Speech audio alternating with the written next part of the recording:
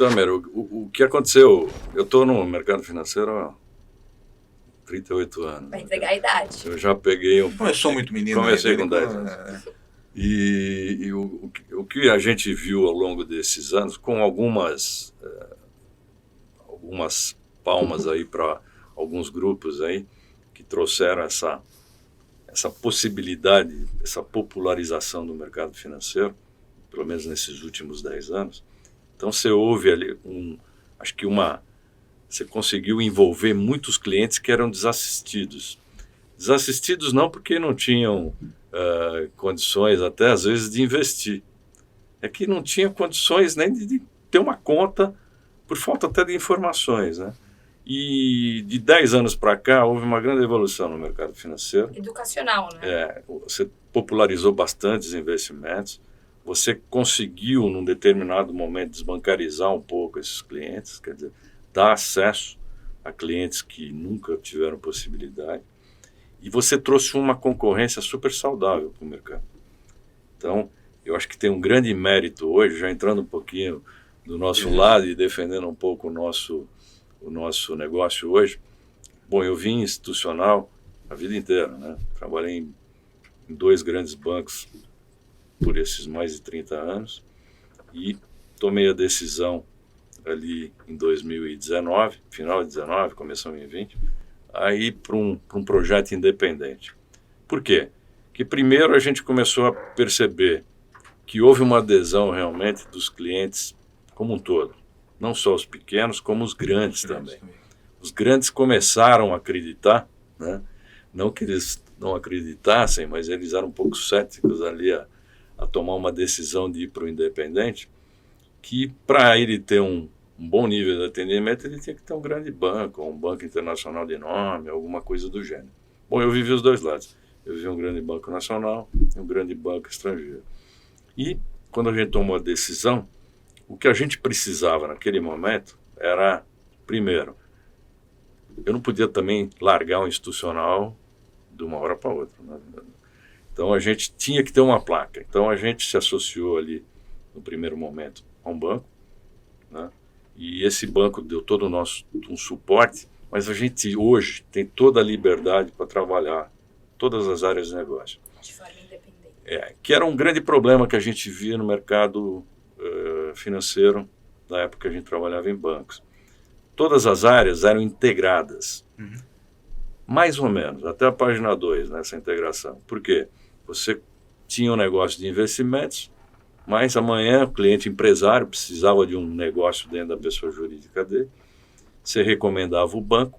O banco não fazia. E não que não fazia, mas existia um certo... Isso aconteceu comigo, então é exatamente o que você está contando. Você tinha o investimento, aí você precisou de um suporte. De um suporte, ou de uma linha, ou de um... E você tinha que procurar um outro banco, um outro parceiro para tentar resolver o teu problema. Ou, quando esse problema vinha para o banco tomar decisão, você perdia um pouco essa relação, porque afinal de contas você que era o meu cliente, né? E que você, quando é PJ, você continua sendo o meu cliente. Só que naquele momento você quebra o laço, transfere o teu negócio para uma área de negócio independente, mas dentro do teu grupo, e você perde essa relação próxima que você tem, como você tem na área de investimento. Então a gente chegou a um determinado momento, e principalmente com o agravo das necessidades legais aí de controles, de conhecer o seu cliente no detalhe, muito mais informações pelas áreas de compliance dos bancos e tal.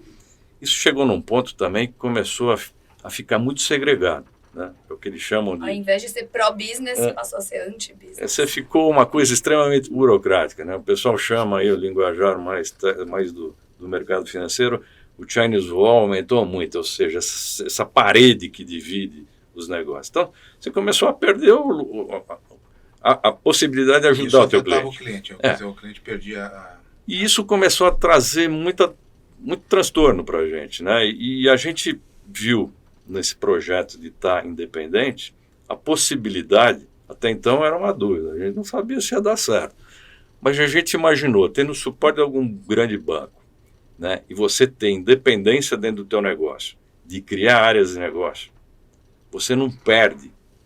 Por mais que o teu cliente se dedique mais a pessoa jurídica ou a pessoa física, você está dentro da vida dele integralmente, você atende ele. E por mais que não fosse um modelo difundido no Brasil, era extremamente difundido lá fora. Sim. Se você olhar o mercado financeiro como todo 94%. Americano e europeu, você já tem muito mais de uma aceitação do Os cliente independentes. em procurar os independentes do que as instituições financeiras. O que me parece assim, hoje a gente tem, quando a gente está falando de independente, a gente está falando dos agentes autônomos, dos escritórios, né?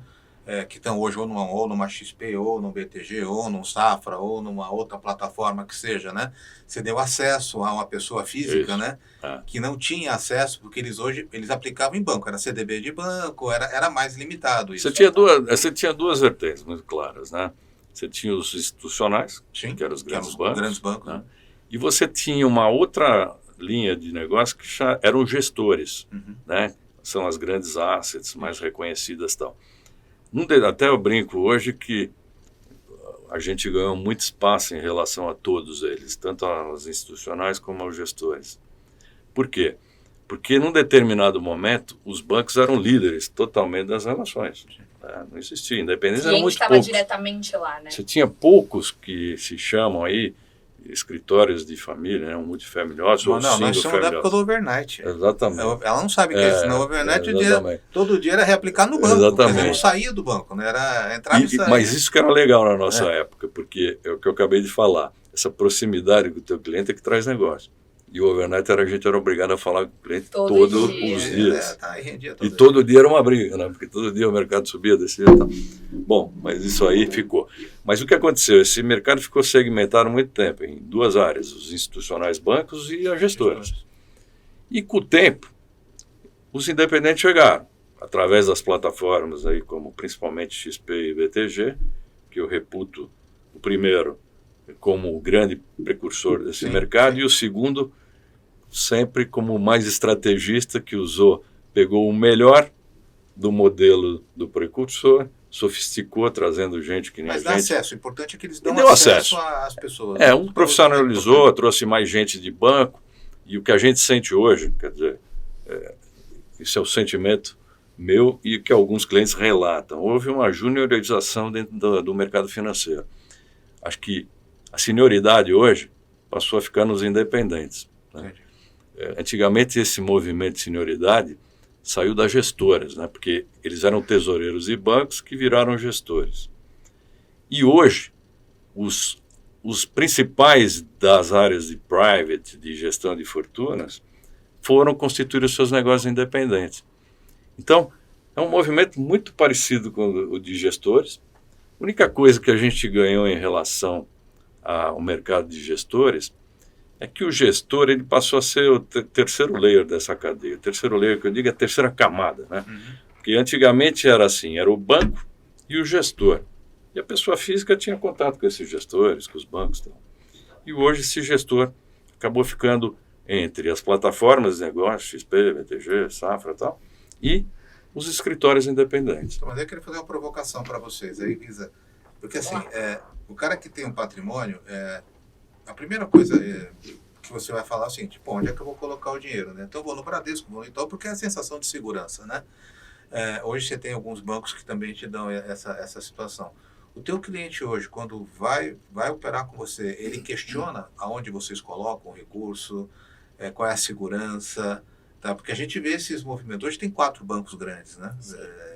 Dos bancos grandes, o Safra seria um banco grande, mas o Bradesco, Itaú, Santander, Safra, Banco BTG, do Brasil, Banco do Brasil, Caixa. Né? Então, como é que é essa dinâmica do cara falar assim, tudo bem, eu confio em vocês e aceito a sua recomendação? Porque, no fundo, ele está passando... Vocês não cuidam só da parte do investimento, vocês cuidam de tudo da vida do cliente, não é isso? Eu diria o seguinte, um passo antes, né? Hoje eu tenho 2 modelos de negócio. Eu tenho uma assessoria de investimento, onde eu estou 100% no BTG Pactual, e eu tenho um modelo de multifamily office, que basicamente é uma gestão de fortunas e do patrimônio daquela família e daquele grupo econômico. Então, se eu estou no modelo do BTG, a custódia, ou seja, o investimento daquele cliente está no Banco BTG Pactual. Você fala, ele corre o risco do BTG? Não. É custódia. Hoje em dia, você só corre o risco daquela instituição financeira se você tiver um ativo de crédito daquela instituição financeira. Tá. Então, um CDB do Banco BTG, uma LF do Banco BTG. Então, você não corre o risco da instituição simplesmente por abrir uma conta e ter investimentos lá. Então, este é um ponto. É uma preocupação do cliente? Sim. Neste modelo da assessoria, isso é um mitigante, né? Hoje o BTG é o maior banco da América Latina. Então, esse risco, por mais que você corra risco de crédito, ele é extremamente Já virou risco sistêmico, a gente brinca, não é? Exato. É grande demais, grande demais para quebrar, né? Exato. Então... Na outra vertente, que é o Multifamily Office, aqui eu, de fato, tenho uma liberdade para, sentando com o cliente, entendendo as necessidades dele, o perfil, ele me busca e procura o serviço de um Multifamily Office para eu ter um olhar muito mais amplo, 360 daquela família, não só do patrimônio financeiro das pessoas físicas, como também de toda a parte sucessória, de toda a parte de planejamento patrimonial, tributário, sucessório e também da pessoa jurídica. Então, aqui eu tenho um olhar muito mais amplo. Você vai falar, poxa, mas qual que é a preocupação, né? Ele busca e pergunta sobre as instituições, aonde eu vou colocar. Aqui eu, de fato, trabalho com as instituições onde me agregam valor e me mostram produtos diferenciados. Então, uso, sim, alguns bancos. Eu não tenho aqui nenhuma restrição, eu sou, de fato, independente para fazer a gestão daquele patrimônio aonde é melhor para o cliente.